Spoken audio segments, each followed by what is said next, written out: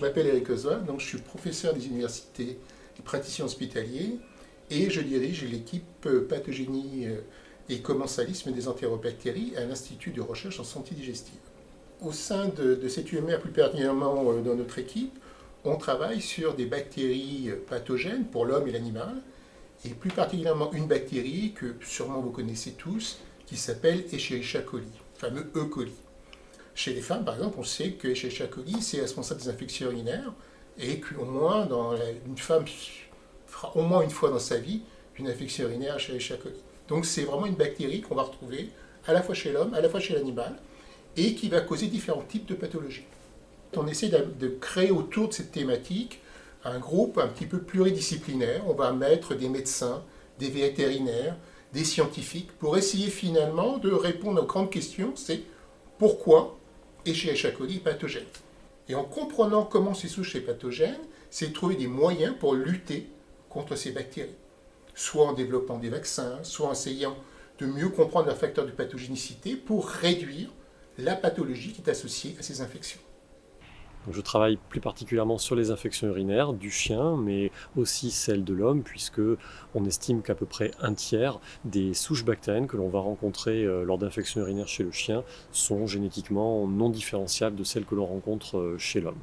Toute notre stratégie va être de mieux comprendre ces infections urinaires de l'animal, mais aussi de l'humain, et développer des moyens de traitement novateurs, idéalement qui se passent d'administration d'antibiotiques.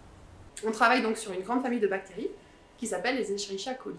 Il y a des bonnes bactéries, Escherichia coli, qui vivent en harmonie avec leur hôte. Et il y a une infime partie de ces bactéries qui sont plutôt nocives.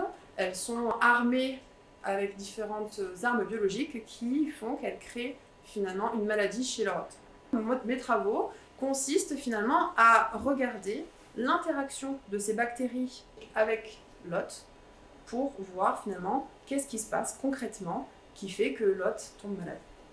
Je travaille sur les facteurs de virulence bactériens.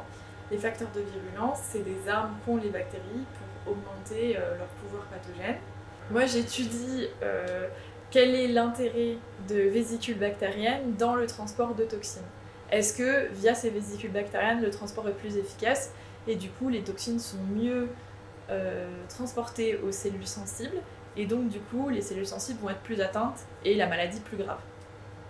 Je m'intéresse aux Escherichia coli pathogènes et en particulier les Escherichia coli producteurs de chigatoxines qu'on appelle les STEC. Les animaux et en particulier les ruminants sont porteurs de STEC au niveau de leurs intestins. Chez les animaux, la bactérie ne cause pas de maladie. Donc il est difficile de repérer les animaux porteurs de cette bactérie. Alors ces animaux portent cette bactérie dans leurs intestins et cette bactérie va être retrouvée dans leur matière fécale. Et ces matières fécales peuvent accidentellement contaminer les aliments d'origine animale tels que le lait cru ou la viande hachée. Alors nous, à l'IRSD, nous développons des stratégies pour réduire le portage intestinal des STEC chez les ruminants. Et nous avons deux types d'approches, une basée sur les probiotiques et l'autre basée sur des vaccins.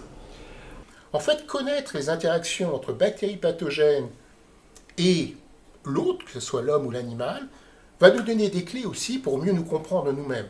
Comment ces bactéries piratent, détournent les systèmes cellulaires de notre propre corps, on peut trouver des outils pour mieux les comprendre et peut-être même développer aussi d'autres, médicaments qui n'ont rien à voir finalement avec la pathologie et la maladie, mais finalement qui vont permettre d'activer telle ou telle voie de signalisation chez l'homme ou l'animal. Et donc ça, c'est une autre approche à prendre en compte aussi. La connaissance plus générale de ces bactéries pathogènes vont nous donner des connaissances sur nous-mêmes, sur notre biologie et sur notre santé.